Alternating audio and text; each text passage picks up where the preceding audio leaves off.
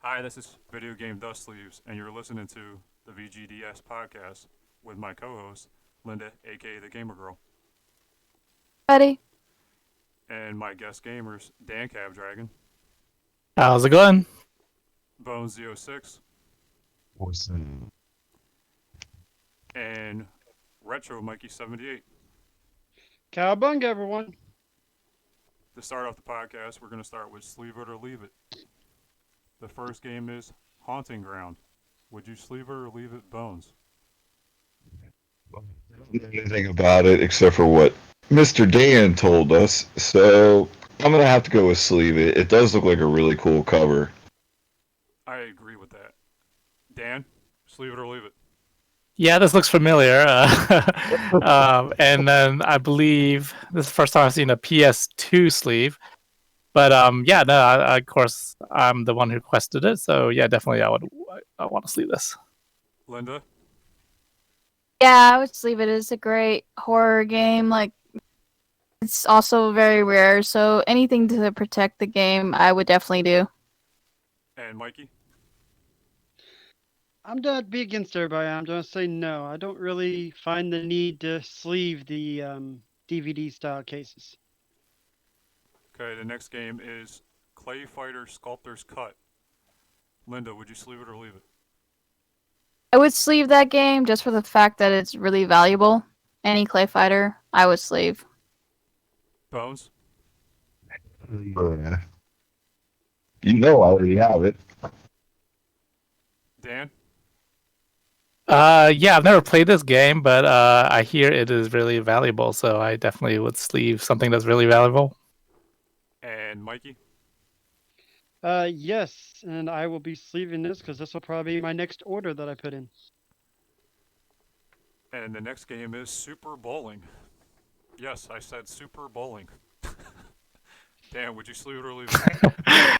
So I've never heard of this game. I didn't know it existed, so I probably it wouldn't be the first game off the top of my head to sleeve. Okay. No, sorry. All right, let me give you this little tidbit, Dan. It's an expensive game.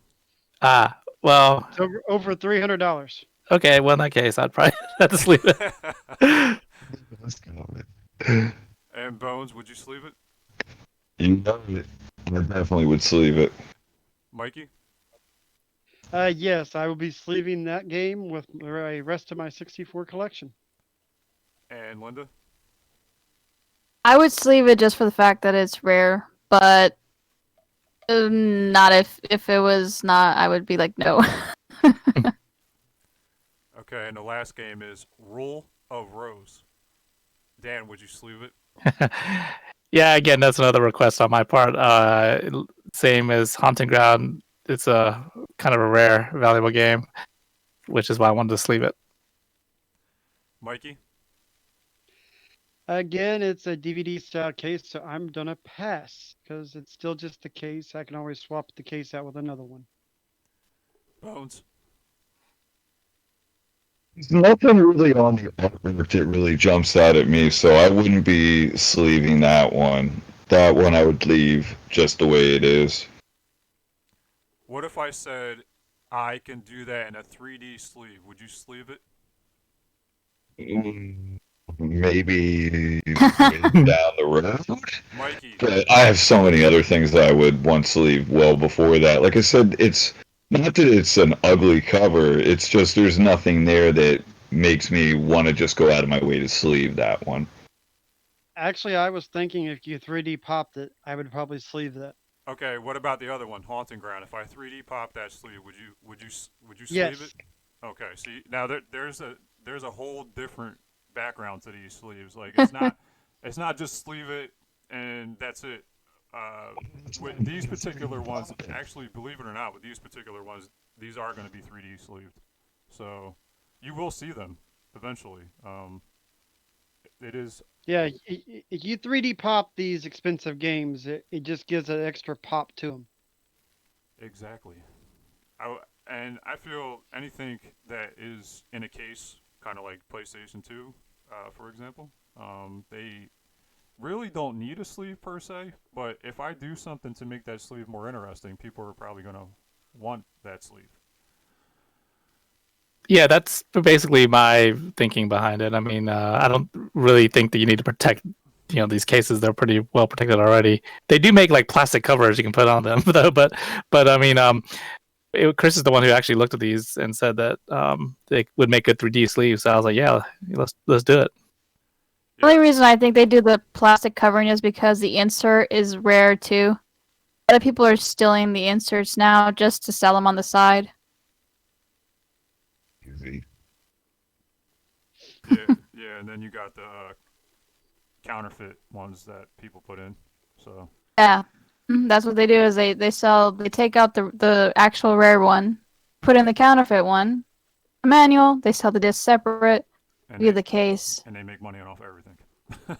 I found a website that did that, and I was so pissed about that. I'm not gonna name the website, but it just irks me when you take a CIB and completely just take everything apart. Now I could see if something's like damaged, maybe okay, that's fine. You want to take it out, but no, don't take a CIB and change it with me. Right, they're trying to get the biggest buck for their dollar. That's why they do that. Yeah. All right, on to the next segment. Guess that box art. Who wants to start first?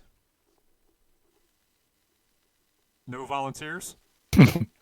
Well, does anybody know this one? I think I see something that reminds me of Simpsons.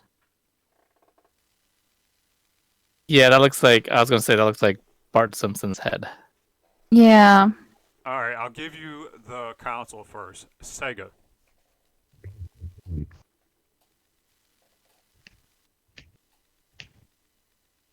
Would the Simpsons be on the right track? No. Oh wow! No, okay. All right. Holy And cow! it's got to be like a king or something like that. No. No, I don't know. Oh. I'll give Does it- you. Hold on. Go ahead. What were you gonna say, Dan? Before I give you another hint. Doesn't that look like it would say Bart's Nightmare or something? No, it's definitely not a Simpson title at all. Okay, yeah. There's two characters in this game.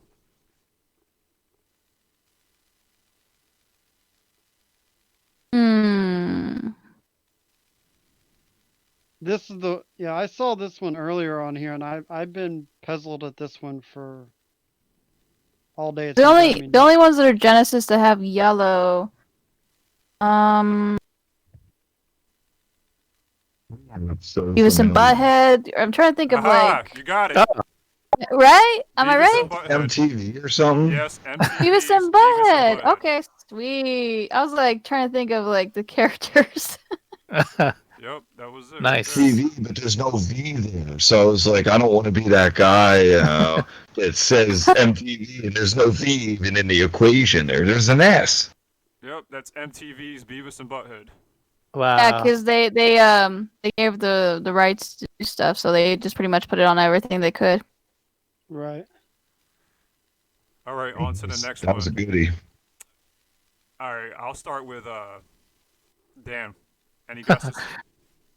Man, this looks like it's a photo, right? I mean, it looks like a cockpit or something. Hold up. I'll give you the console. It's GameCube. Oh wow. That's gonna be hard, but it looks like to me it looks like a cockpit or something. So I don't know, like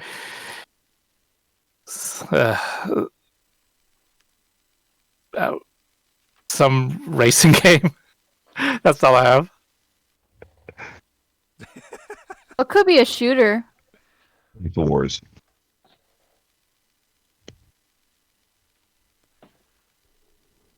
All right, go ahead, Bones. You got a guess? Hell no. I know I don't own it. Mikey, you're Tube the one slider. collecting what? Tube slider. Yeah, you got it. That's Ooh. it. Of course he would get it. He got all the GameCube games. What that game even is. Is it a racing? Yes, it's a racing style game. Okay. Is that actually is it a photo? Oh, it looks like a picture or something. It's kind of like it's actually what it is. It's tube slider. It's like a vehicle going into a tube. Yeah. Mm. Yeah. As We're soon trying to as do he like said- futuristic stuff. As soon as he said GameCube, I just turned around, looked at the collection. I was like, wait a minute, that's Tube Slider. That's why I said GameCube, because I knew as soon as I said GameCube, you would get it. Well, I'm only 29 short, so yeah. Wow, Wow. you're getting close, man. This all ties in with the podcast, by the way. The Sleeve It or Leave It, that was all expensive titles. I'm not sure. Is Tube Slider an expensive title? I don't even know. $75 a couple months It ago. was uncommon. It's not like super rare, but it's uncommon. Yeah. But anyway, it ties into the topic. Anyway, the next segment is Logo Sleeve of the Month, and this month it goes to RetroMikey78. Hey. So, please, by all means, if you would like his sleeve, contact me through any social media, and I will be able to make that happen. All proceeds go to Mikey. The next segment, Franchise of the Month. And this month is, what is it, Dan? You're the one that created this. This is the Clay Fighter series. We already had, the sleeve, the guess that, or sleeve it or leave it segment at this, but yeah, Clay Fighter. Anybody want to talk about this, Bones? Game. None of them are actually a good game. The only thing is it's expensive to get one version on the 64. And it's not worth the money, but if you want to finish a collection, you gotta spend at least a couple bucks. A couple Yeah. bucks. A couple $100. More like $500. Well, no, that's No, depending on who's gonna sell it. Because some people stop gearing like, or it's like trying to get like a really massive amount, and they're just like, I'm just trying to get like a decent now. Because see a fluctuation where people are like selling something for a massive amount of money because they think it's super rare, and then other people are like, I don't even know I have this game anymore. I'm just gonna get rid of a bunch of them. And they're hoarding like 3 or 4 copies each, and they just get rid of it, and then the price goes down again because that's how the market runs. It's running about $425 right now. See, I said almost $500. I sold mine last year for $350 when I needed the money. Yeah. I don't meet those people that are selling them at such a great deal. Exactly. That's the problem because they're far and few in between. It's Actually, around a $450 to $500 gain. Chris, we do have this guy that we know named Dan. He has the inside connection on some good deals. So I've never seen any deals on have this. that. I've never seen any deals on this game though. I've never played it. Dan, do you own this Seen game? a couple. No, I don't own this game at all. I don't think I own any of these Clay Fighter games, to be honest. Well, we're gonna have to change that. The only one I do not own is Sculptor's Cut. Yeah. Has anybody actually played these as like a legitimate fighting game? And I used to play them back in the day when I was younger. I used to play them a only when I lot. was younger. Yeah. I played it. I used to play it too when they were out. We used to rent it from Blockbuster and play it. Yeah, like a bunch of buddies would come over. I would have a copy, and then everybody would just come over to play for a feel. Like they just the animation was what made everybody laugh. The fact that they're all fighting, looking weird and goofy. Okay, well, that leads us into our actual topic, which is completion of sets. And we have a couple completionists in here, so who wants to start talking about whatever completion they're going through or any kind of sets that they're looking to complete? You want to start it off, Mikey? Sure, I'll start it off. I've got several sets that I'm working on currently. Last year I did have a complete N64 set, and I did have to sell some of them off for financial reasons. I'm working on getting that back. I am 6 games short at this time. So if it wasn't for the COVID-19 going on and me being laid off, I would probably have that done. I'm also going currently for a complete GameCube set, and I am 29 away from that. So I've been working constantly and vigilantly on both of those sets. And on the side, a set that I'm really passionate for and really try for is also Resident Evil. I'm going for a complete variant set, complete, which means I don't care if it has a Best Buy label on a different cover, I will buy the same game again for Resident Evil. Or a Target label if there was an exclusive, or a GameStop exclusive. I'm going for any Resident Evil I can get. All right, I got a couple questions for you, Mike. Okay. How much would you spend to complete a set? Right now there's a game on the GameCube, Pokemon Box. It's going for about $650, and I hate the Pokemon series. I know a lot of people love it. I do not. I have no intention of playing it, but I will buy that game eventually just to complete that set. Wow. Okay. Obviously, how much is too much in your opinion? I had told Bones this before, and I think he agreed with me at one point. The NES set, I would not buy stadium events since it sells for $10,000. I think that's ridiculous what that sells for. So once you get to like the $1,000 range, that's where your cap is. Pretty much. I don't see the point in spending $1,000 on a video game. I've spent, like I've said, I had a complete N64 set. I spent $300 on Sculptor's Cut when I got it the first time. And I have no problems. I just spent $200 in February to buy Cubivore for the GameCube. All right. So And with heavy hitters, if they're like really expensive, do you consider buying reproductions just to fill the void? no, You won't buy any repros. I will not buy any repros for a collection that I am trying to complete. So if it's $1,000 game, you won't buy the repro for the $1,000 game. You just won't keep it in your No. collection. You just won't have it. Correct. So you won't have technically a complete collection because you don't have that game. I look at before I decide to go for a collection, I look to see what the most valuable games are. Because I was looking at the Sega Saturn or the Sega CD collection because I know there's not that many games, but some of the prices of those games are just astronomical, and I'm not going for that. And the last thing that I have, what about sleeve collections? I had to put it in Yes. there. Yes, I am going to go for a complete N64 sleeve collection.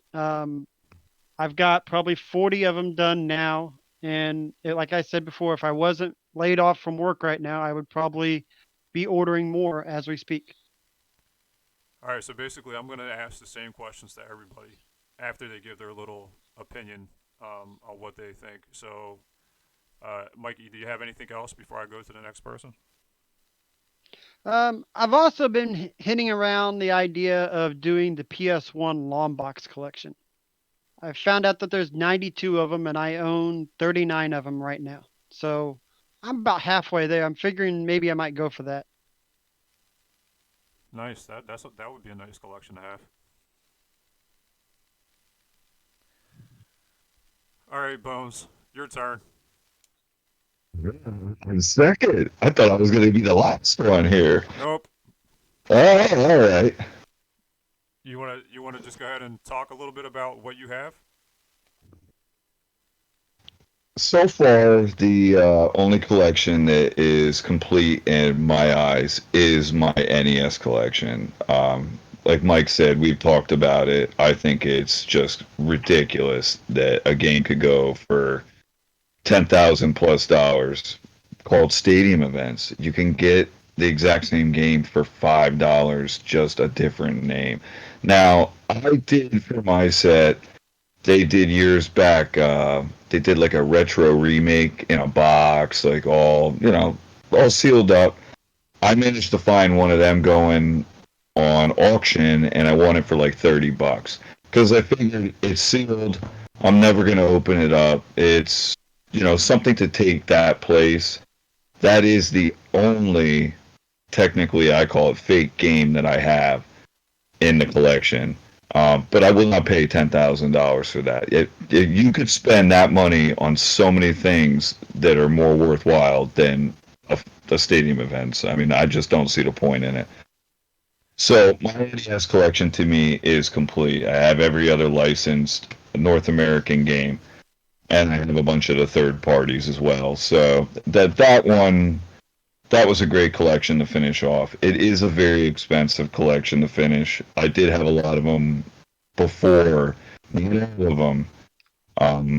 I did have to spend some money on a few of them, but I was lucky enough to have some of the heavy hitters right off the bat, you know.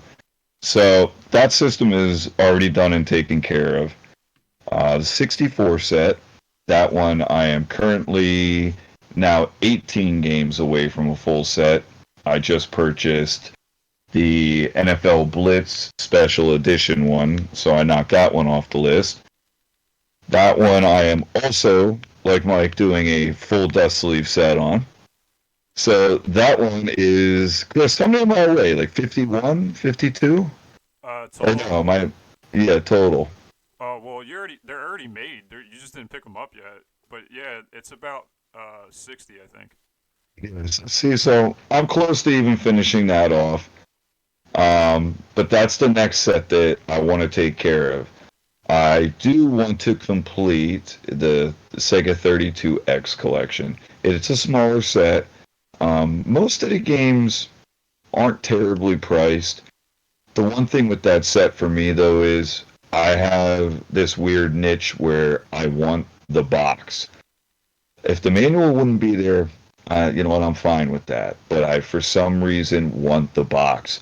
I don't know if it was something from when I was younger that system, even though, let's be honest, it's a piece of shit, the games really aren't all that great. So it's just another thing that I do want to finish off. I love those boxes, so I want to buy everyone with a box. Now there's like Spider-Man on it that's extremely expensive. I think in box that's like 500 plus bucks. So it might be like 700 in box. I think the loose cart I know is hundreds of dollars. So the 32XO, that's a set that I do eventually want to finish off. I think 10 games away from the full set, but I'm up there in the higher dollar amount games right now. Pitfall's an expensive one on there. The Spider-Man's a Pitfall are expensive. Blackthorn, another expensive one. And most of them, it's because you're getting them in box. Your price is going to go up. Any other set, though, I don't know if I honestly, at this point, would go for any other sets completed. I mean, you know, I would love to go for a Super Nintendo set also completed, but that also would run you pretty high up in the dollar amounts. The Sega CD, same deal. You're going to get high in dollar amounts for some of these games. And even a loose disc could cost you a couple $100. And when it comes to a disc-based game, I really want the original case. I do have some games that aren't an original case, but they're not expensive games because I just like those games that way. And I don't think I would go for a complete disc-based set. I know the Wii U is not a large collection, and I did debate a little bit on that, but I really don't like the Wii U all that much that it would make it worthwhile for me to do. But those are basically the collections that I already have, and I'm currently pursuing. Okay, you answered some of the questions already, but how much would you spend on a complete set? Like, how much is... Well, see, that's always kind of hard to always really pinpoint, you know. I always try to get the best deal I can on a higher end title. I really don't like how a video game can go for hundreds and hundreds and hundreds of dollars, but I mean, I kind of understand it. There's not many out there. I still know that people are marking this shit up, let's be honest. But the most I would probably spend in my eyes would be $1,000 on a game, and that would have to be such a special item. I have looked at a game for $1,000 already, and it was an NES test cartridge for The Legend of Zelda. It was like a yellow cartridge, and it had like a different label on it. Yeah, I know exactly what you're talking about. I know that cartridge. I was gonna honestly buy that, and I had no problem in spending that, but it went over $1,000, and I called it off at that because it was a bidding. But I think 1,000 would be, and that's if I have the money. You know, $1,000 to drop on a game it's a lot of money. So that would probably still just be my max. I can't see myself going over $1,000 for a game because at that point it is literally a shelf piece. Do you really even want to touch the damn thing? It's $1,000 item, and would you let anybody else touch it nonetheless? Would you play that game? Oh hell yeah! Okay. I played my little Simpson, so I have no problem playing them. Now I know you bought a repro for your NES collection. Would you do that for another collection to complete it, or is it specifically just because that was like a $10,000 game and you wanted to just fill the void? What's your thoughts on that? Like, would you buy another repro just to fill it off and make it a complete set? It was $10,000. Even if it was $5,000, I would probably do it then. Like it's ridiculous. I don't see the point in doing that. I'm not. But the thing is, I'm also not in the bootlegs. Like this was one of those legit companies that reproduce these things. Like they go for about $50-$60. At one point, they were up to $100. I'm not 100% sure what the company is. I'm looking at it now.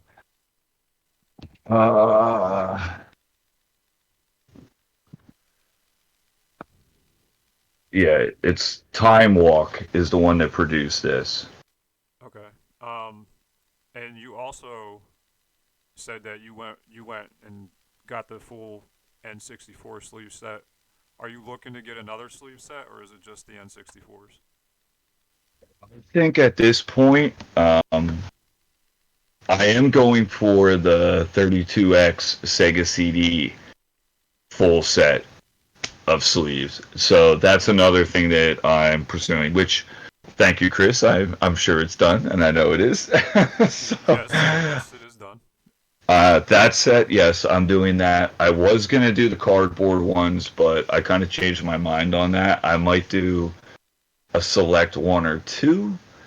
I think at this point I kind of want to go with picking certain individual titles out, like Castlevania Bloodlines, and I had you do Final Fight Guy. I'll probably have Final Fight 2, Final Fight 3. I'll probably have them done. I want to start picking out individual titles that have more importance to me, like I did with like Final Fight Guy, and that's how I think I want to do it. I don't know if I would go with another full set of the sleeves at this point in time. If I would finish a Super Nintendo set off, that set would get sleeved though. I know it. If I finish off another cartridge based set, that would get sleeved. The only reason I haven't done the NES is I already went out of my way and had bought all the black dust sleeves that I could, and I didn't know you at the time, unfortunately, so I had already purchased an individual sleeve for every single one. Oh hell no! I spent a fair amount of money on them. So I'm very suffice with those the way they are. Plus the way I store them, I keep them 10 tall. And with the black sleeves, I can just slide them in and out. And even if I don't put the game back, if I say I leave it in the NES, if it's the 10th one down, it doesn't damage it in any way. I'd have to be very conscientious of making sure I put those carts back in there, or they would end up damaging the sleeves over time. So I tend to just keep the ones the way they are. Now, one full set though I want to get every logo sleeve that you have produced. That is another set of sleeves that Bones, that number keeps getting higher and higher. I know, it's up to like 50 plus now. You got a lot of work. Crazy. It's crazy. So everybody who listens, if you have a logo sleeve, Bones will be buying one at one point or time. You hear that? It will happen. Okay. Linda, you're next. Thoughts on Okay. collections? Yeah. In the past, I have a complete set of Crash Bandicoot games, a complete set of Tony Hawk. I once had a complete set of a lot of the Resident Evil, and then something just happened where I was like, I have no more space. At the time, I was living in Colorado. I have no more space. I want to buy new games, so I just kind of sold off a lot of the games that I had. And then another thing was also, I was buying a console for every time a new Crash Bandicoot game came out. And at the time with the hype, it was getting expensive because it was another GBA, another, whatever console was coming out. It was like, I can't keep buying, I couldn't afford it to keep buying a new console just for one game. So I just decided to purge a lot of my stuff because of that reason. Because I was like, keep the collection going. Because I'm not the one that just like can just on the shelf and leave it. If I buy something, it's to play the game. I can't just do that. So I would, okay, you know what? I'm only going to keep main hardcore games that I like for each. I kept the original Tony Hawk's, all three on the PS1, and I had the one for the PS2 for the 4. And then I got I kept only the Resident Evil Director's Cut. And then I just sold everything else off.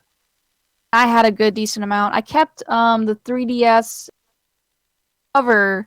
I kept that one because of the fact that it's misspelled. Rare one to have for the 3DS. For those who don't know, they did a misprint which was rare for them to do a misprint for anybody. It was literally they changed the I and the T on the Revelations, and if you asked them, they would bring you another cover. So you had to mail it in, and then they would mail it back to you and say, here's your cover. So I kept that one just for that fact. But pretty much, I'm not going to buy sets anymore for that simple fact. Because I only keep the games that I really like and I'm playing. If I buy a game, don't like it, I'll just sell it or give it to a buddy or something like that because of the fact that I'm not into completing the sets. I cannot spend more than what I've already told myself not to spend, which is I will not spend more than what a new price game will be. So right now, a new price game goes for $80. I will not go above $80 for any game, no matter, even if it is game that was something that I really wanted. If I sold it and I wanted it back and it's above $80, I will not buy it again.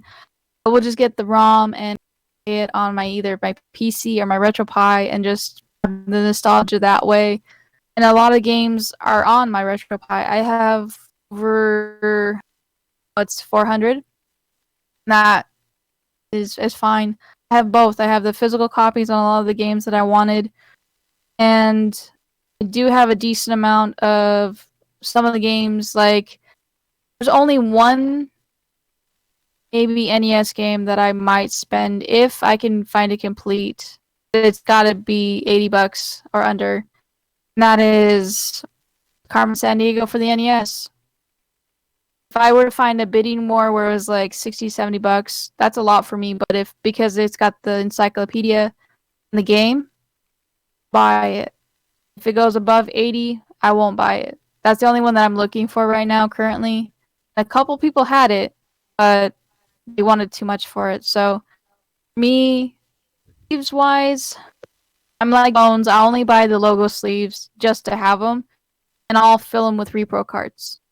Me, I cannot buy a repro cart that looks exactly legit like the actual game. I have old people who made repros for me to put reproduction on the label. Something like a pet peeve of mine that I've seen people who have made repro labels or repro cards not put repro anywhere on there. And an untrained eye will think that's a legit buy it. And So for me, I only buy either it has to be a clear cart color that's completely off because I just don't want to do that to the next person. If I do for some weird reason decide to like sell the repro, I want to do that to the next person. And I have bought repros of like expensive Atari games. I have bought Halloween and I bought Texas Chainsaw Massacre because I'm not spending $100 on a game that is like to begin with. So I will and repro cart. I have bought hacks, homebrews, and stuff like that, just for the fact that I like how everybody, puts a twist on it sometimes. Because sometimes the labels aren't even like the original labels. I have plenty of people on Etsy that buy a label just for the fact that it looks completely different from the original. I like it. So they'll take a movie art clip or whatever and put it on the label. I'm like, ooh, I'll buy that instead and just put on the new label on my repro instead of the other one. So for me, I don't want to complete anything unless it's like, a remaster collection, maybe for the new console because it's under $80. But I don't think I've ever completed anything anymore after I purged all my Resident Evil collection and my Crash Bandicoot and Tony Hawk collection. Because another reason why is I did have a lot of games and somebody stole it. I already told this story a couple of times, but somebody stole a chunk of my games.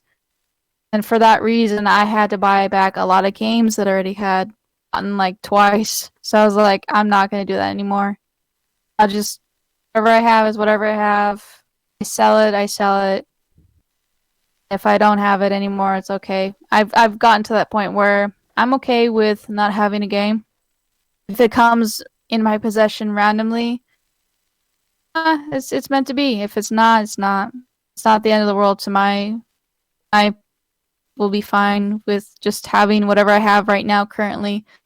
And I'm one of those people that if I don't have the game and somebody else has it, they're willing to like hook me up with a bro price. Maybe I'll get it.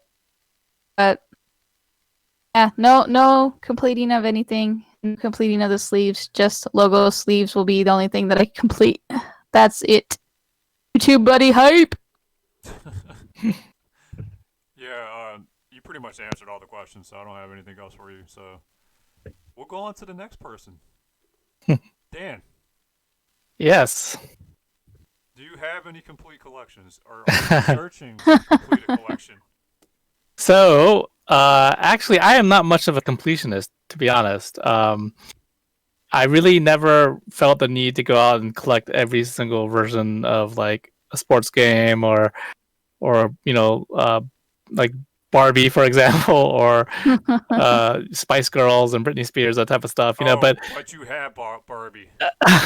yes, I had to. But in certain circumstances, yes, I will buy games that are interesting for other reasons. But no, I mean the only set, the complete set I'm pretty proud of having is a TurboGrafx, a US TurboGrafx set, and that's because because back in the day I was a huge fan of the system from day one, and I just accumulated all the expensive heavy hitters at the time they came out, and I paid retail price for them, and then it wasn't until later when I was trying to complete the set that it was mostly like I mentioned, the games that I really didn't want that I had to go back and get, like baseball or whatever, and then those weren't too expensive to complete, so that's the reason why I have a complete TurboGrafx set.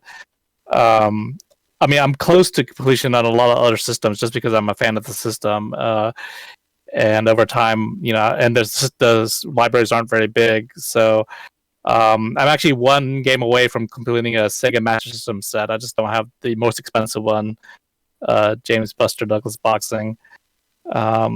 And then I'm close to completion on some other libraries that are kind of small, like the Neo Geo Pocket, Atari Lynx, the Atari 7800, the Virtual Boy. Obviously, that's a pretty small library. And like Bones mentioned earlier about the 32X, I have about 2/3 of the library. but I'm not going to go try to complete that because the ones I don't have are really expensive. So the one system that I'm thinking about pursuing is a Sega Saturn, because I do have most of the heavy hitters. Again, I was a really big fan of the system at the time, so I was able to get most of the expensive games when they first came out. But there's a lot of titles in that system that I really don't want. So they're not that expensive. So at some point, I keep telling myself I should get back to complete that set. But overall, yeah, I mean, I don't feel the need to do that for many of the systems. I don't feel the need to own every single game for the system. I used to want to only keep the stuff that I would actually play, and that's how I collected mainly in the past. Now I collect more stuff just because my interests have expanded into other things, and so I was like, I'll just start, checking out these games I wouldn't have checked out before. But so yeah, I do tend to buy more things that I wouldn't necessarily play these days. But and the only other thing I would say I collected that were pretty decent collections, the handheld systems themselves, like the Game Boys and stuff.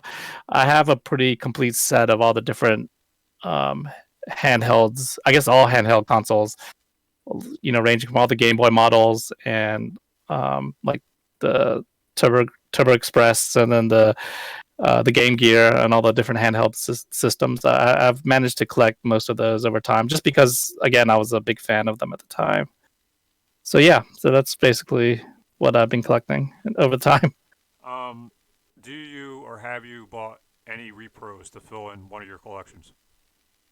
So not really. I mean, once in a while, I have collected a repro Super Nintendo game, some of the expensive ones, only because I actually wanted to play this game on the original console, and I'm not going to pay like $1,000 for that opportunity. So I'm not opposed to buying a repro game, but not just for the sake of completion. I would say, like, I just need that one James Buster Douglas game. I'm not going to buy a repro just to complete the.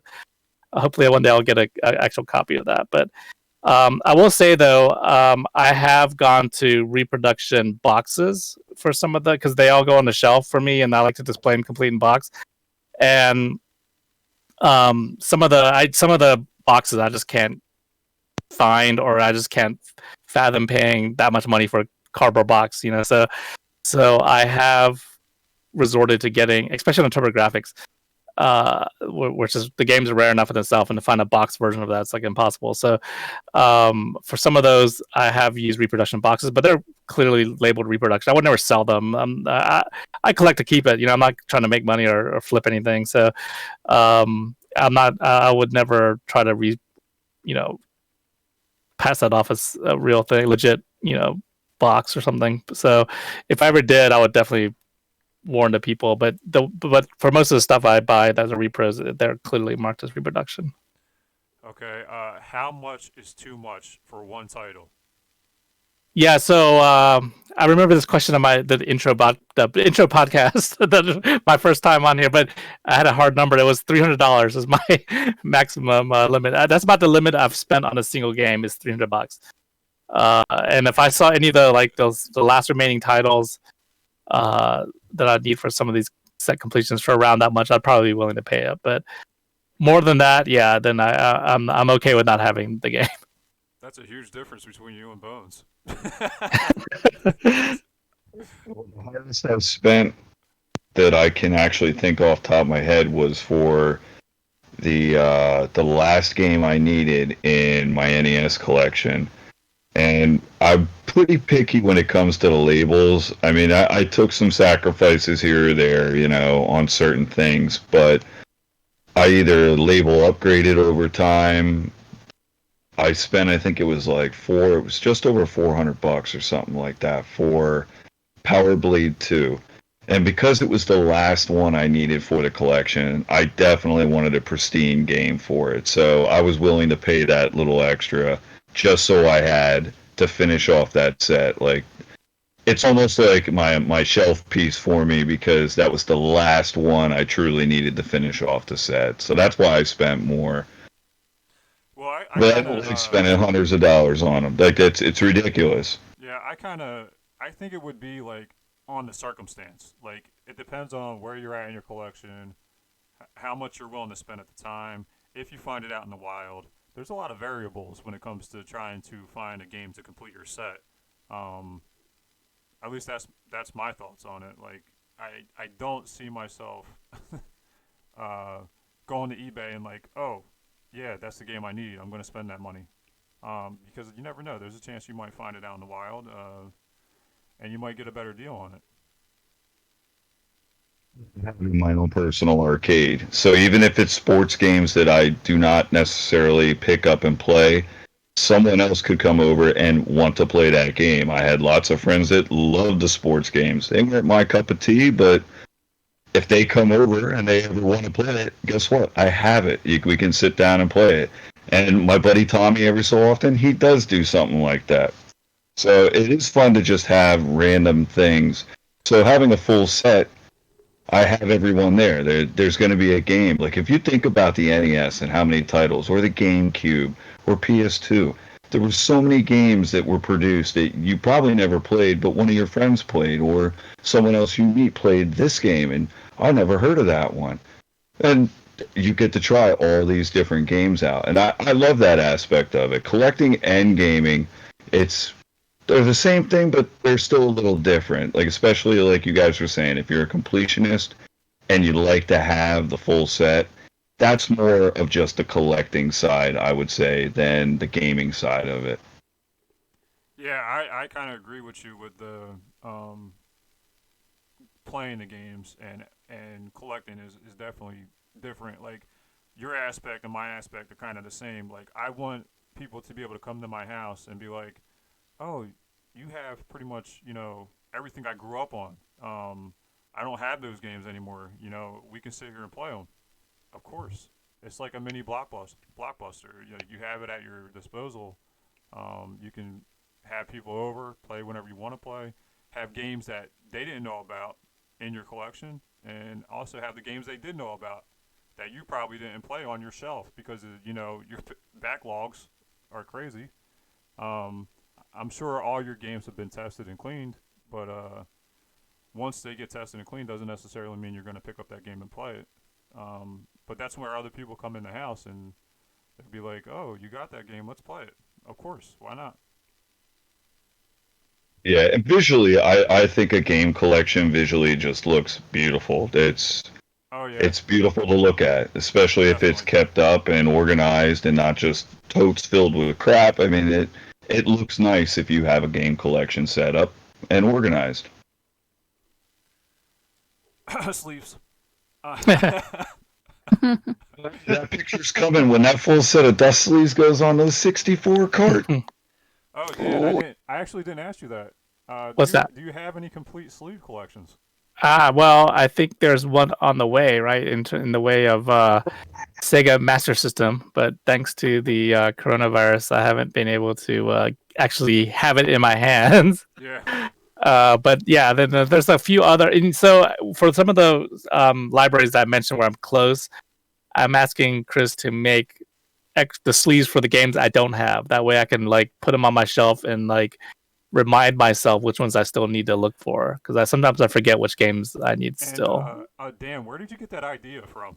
Ah, from you guys, from you, Chris. You got it from Bones. Bones actually is the one that initiated that idea. I'm gonna get all the sleeves so that way I know what I have and what I don't. Yeah, have. yeah, yeah. I'm sitting here right now and I'm looking over at the collection. I can tell you I need Bomberman Second Attack. I need, what's the next one down there? That's Hydro Thunder, Mystical Ninja. I mean, in a way, it kind of does make it a lot easier if you have the sleeve sitting on the shelf and no game in it. Then it means that obviously you need that game. And It sits further back. And now that I actually have a complete N64 sleeve set, that's it. Like you get them and you put them on the shelf and you slowly go through the alphabet like Bones does. I had a question for those of you who have completed sets or down to your last few titles. Do you go for the cheap stuff first, or do you go for the heavy hitters first? Like, because you can go out and clean up a lot with the little, dollar titles, $5 titles really quickly. But for me, that's like it's always going to be there, so I kind of like tend to wait till later to get those. Honestly, when I'm collecting for my system, I don't go for cheap or expensive. I go for anything I find that I need for that set. And if it tends to be, because the expensive titles are usually the more rare titles, I don't see them. That's usually what I'm ended up at the end. Like right now, I'm 29 away from the GameCube's library. I still have 15 titles that are under $20 I need to collect. I just haven't seen them out in the wild. And Bones, what about you on that question? I tend to be a little all over the place. I do go for cheaper ones, and when I start off, is like most people do. Now, I usually have a certain percentage before I decide whether or not I'm going to go for that full set. Like it's close to usually, I'd say half or somewhere close to half. But I'll pick usually a couple cheap ones, and then I'll throw like a mid-range one in when I pick some out.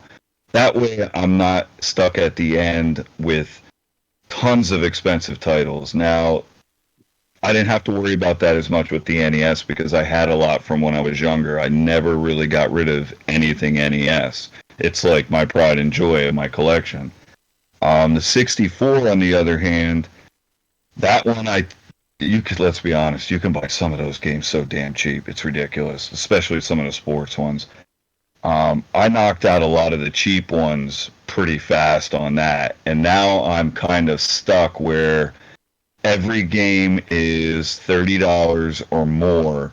And when it comes to that collection, there's not that many that are in the 30s, 40s, and 50s, especially that I don't already own. Because I already had a lot of the, wouldn't say expensive titles, but I had the other Zeldas. I had most of the $20, $30 games. I had like a 40 or 50. I had that Transformers one. I got that from Retro Rec Room. So I already had some of the, middle range, you could say, but I'm stuck at the hot top end now where everything's going to be expensive. And that also makes finishing a collection harder. That's why spacing them out, if you can, get like a couple cheap ones and then maybe like a $20 or $30 one. You don't get swamped at the end with just expensive titles. Because that's where I'm at now, and I'm not comfortable dropping $400 and buying 5 games, Like I'm not right for that right now. I don't want to do that. Everything that's going on, especially, you don't want to be too stupid with your money. You got to kind of watch. So I don't want to spend a lot because me and Mike did a calculation. I think I still have like, what was it, Mike? Like $1,400 if I wanted to No, get more the than that. rest of it. Yours is almost $2,000. Mine's Yeah. 1,400. So like that's what it's going to take, and that's going to take time. I don't want to just spend $2,000 and finish that set off. I refuse to do that because, like you said, you might find it out in the wild. And the last time that we went retro hunting, I found games in the wild that I didn't think I was going to find out because every time we go, it's the same ones on the 64. I found 5 titles that I did not have. Xena Warrior Princess, I think, was one of them. And online, they were actually going for more than what they were in that store. So I did make out good on that deal. So I try not to just, well, I guess you would say it, urge buy something. I try to, feel it out, try to get what I feel is the best price for it. Yeah, like in my area, that's what's good about the retro stores. Bones just mentioned that's where he went. He came to my area, and we went to like 6 different places, and their turnaround with their games is always different. So like the chances of you finding something new, going again, are highly good. They're really great. They don't their turnaround with games coming in and out is really good. And that's what you want in a retro store. You don't want to see the same games on the shelf all the time. Um, so with that loop, we try to do it once a month, and in a month's time, it's always something different that any one of us will be picking up. It's not the same stuff over and over again. They can vouch for that. Actually, Dan is included in that. Come home with so many different things for so many different systems, Master System, Sega CD.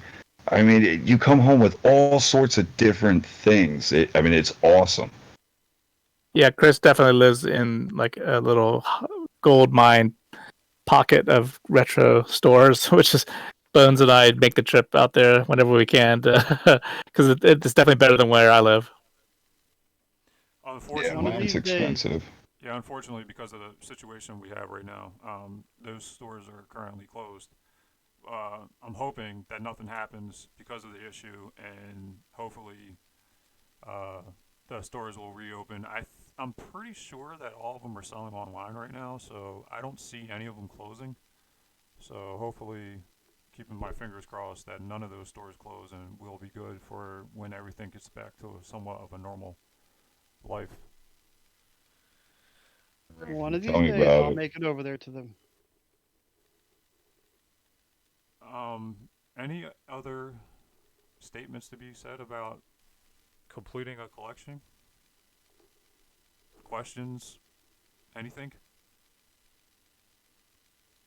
Bones? Just one more. I mean, Bones mentioned about, or you did too, Chris, about finding stuff in the wild. But don't you feel that inevitably, when you get down to that last couple of titles that are the heavy hitters, that the only really resource for that is going to be like an eBay, where you might have to end up overpaying for something. You're not going to get a good, Yeah, you're not going to get a good deal on it, and you definitely, even at conventions or shows, you tend to see the same stuff all the time. yeah. Honestly, you're right. I mean, when it comes down to the last handful of games, I'm almost definite that you're gonna have to find it online. But there is always that slight chance that you can find it in the wild. 20 years before that chance hits you. Right. And at that I point, you know. might not want it anymore. I know when I finished my 64 set the first time, my last probably 10 of them were all off eBay.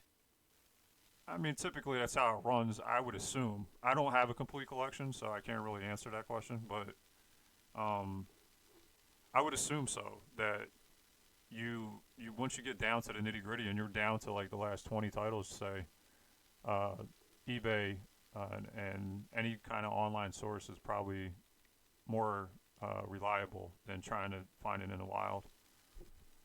First thing Actually, is the stores cost more usually than what you would find it on eBay. Like, I mean, if you bide your time, you could win an auction, but even some of the buy it nows, you can get cheaper than the store because the store has the overhead and they're marking it up. So if like me and you, Chris, we've talked about that where, I'm willing to spend a little extra if it's a store that I frequent and I like the stuff they're getting in and I enjoy myself going there.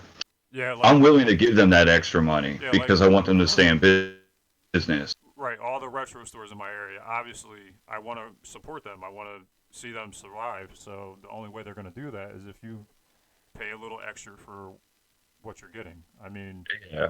But when it's a high marquee title, it's a little hard because you're already spending a lot of money, and it's like, I could save X amount of dollars if I buy it. Even $30 cheaper online you're already spending a lot of money. So that's why I end up usually doing it because you're saving usually a better percentage. I mean, it kind of makes sense. Um, and like we were saying, it's hard once you get down to like the last 20 or so titles. actually, there's another way of going about it nowadays. I'm in a couple different Facebook gaming groups that buy, sell, and trade a lot of the expensive games. And I've really been working on my expensive titles, getting them through there. Like I got Fire Emblem Path of Radiance through that site for I think $120, Yeah, and that's about a $200 game. you also got claim sales. Like Yeah, they do a lot of claim sales on the group that I'm in. right. But the group that I'm in really only deals with the higher end titles. Like I've seen that Master System game that Dan needs on there. I've seen that several times for sale. Oh man, I have to check it out. Another game, I think. So they're all the time selling. Somebody's on there the other day sold the Jetsons game for the NES complete in box. Oh wow. I don't have it complete in box.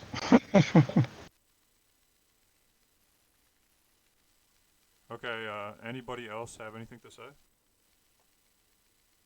Nah, I think it was a great podcast. Let's close it out with logo sleeve of the month. Oh shoot! I mean, game of the month. He got sleeves on his mind, people. Yes, I do. Obviously, I'm a sleeve creator. Sleeves. Dan, what's your game of the month? Me first. All right. Since we're recording this podcast here in May, but today, I guess today happens to be the 40th anniversary of Pac-Man. I've seen this a lot of Instagram. Everybody's posting Pac-Man stuff, and it just so happens that Pac-Man for the Game Boy, the Game Boy Color version of it, is one of the latest games I picked up. So, yeah. So in honor of Pac-Man's 40th anniversary, I had just recently acquired Pac-Man for the Game Boy. All right, and Linda. My game of the month is Animal Crossing. It's for the simple fact that a bunch of buddies can get together, and because of everything going on, we can actually just chill and talk to each other live. And same thing with Friday the 13th, but this one is actually, we're not trying to kill each other. We're just literally like, oh, look at that. Let's just go fishing and relax and do fishing tournaments. So I like that. And Mikey. I'll probably to be the same as Bones, but I'm gonna have to say The Forest. Bones. I've been playing that to death. And with Mikey, it's The Forest. Me and him have put massive amounts of hours into it that we broke the game. Oh, jeez. You just had to start a whole new one over again, a whole new save. So that you know what that means? It just means more hours are going into The Forest. And I have to agree with Dan. My game of the month is Pac-Man. I actually just played it not too long ago. I haven't really played games. And to say I played Pac-Man with my son, just like before I started this podcast, that's saying something. What system? Which version of the Pac-Man did you play? It was on the arcade cabinet. Ooh, that's one. The multi-cab that I got Yeah. behind us. But Even then, it's still just the fact that it's tile. You can the Joy-Cons, joysticks, or anything that remotely is the little kind of like an Atari controller. Yep. That's the way to do it. Yep. It's joystick buttons. That's the best way. Anyway, I want to thank you guys for being on the podcast. It was fun. Yep. Thanks. It was a blast. And that will conclude this podcast. As always, don't blow, just sleeve. Ass. Later, YouTube. Complete those sets, man. Complete those sets. And buy the sleeves. Buy the sleeves. Later.